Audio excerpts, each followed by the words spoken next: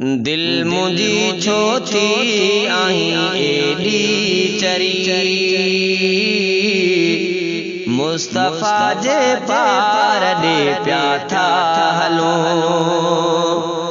तोरुनु पे रोज हित दीदार लाए ते सचे दिलदार दे प्या था हलो दिल मुंजी छो थी आई एडी चरी मुस्तफा जे पार दे प्या था हलो तोरुनु पे रोज हित दीदार लाए ते सचे दिलदार दे प्या था हलो जेका तुझी उम्मीद हुई उहा पूरी सजी थी वई उथी आराम बदहाने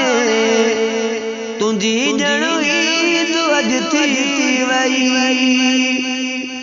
जेका तुझी उम्मीद हुई उहा पूरी सजी थी वई उथी आराम बदहाने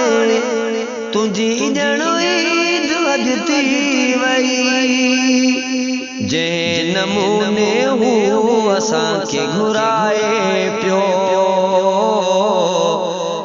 मन मिठे मन चार दे प्या था हलो तोरुनु पे रोज हित दीदार लाए ते सचे दिलदार दे प्या था हलो दिल मुंजी छो थी आई एडी चरी मुस्तफा जे पार दे प्या था हलो दुरूद पाक जी बरकत यको साथी सफर हूंदी जेका साथ हूंदी गाफिल तुझे ले बेअसर हूंदी दुरूद पाक जी बरकत यको साथी सफर हूंदी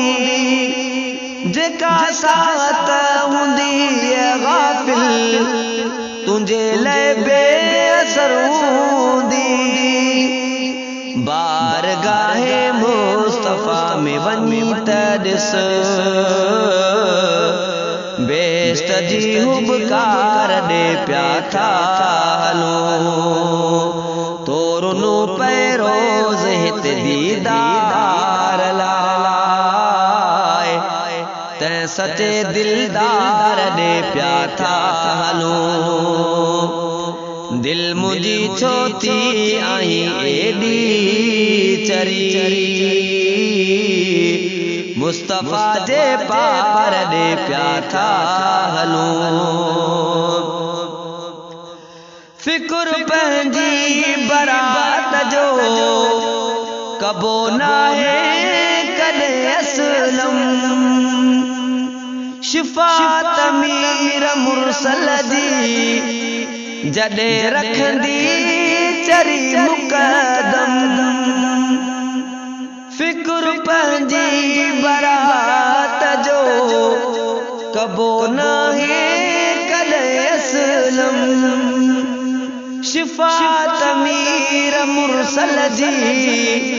जडे रखंदी चरी मुकदम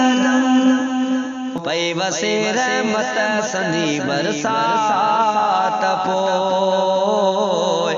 छो अड़ांगे नार दे प्या था हलो तोरुनु पे रोज हित दीदार लाए ते सचे दिलदार दे प्या था हलो दिल मुंजी छो थी आई एडी चरी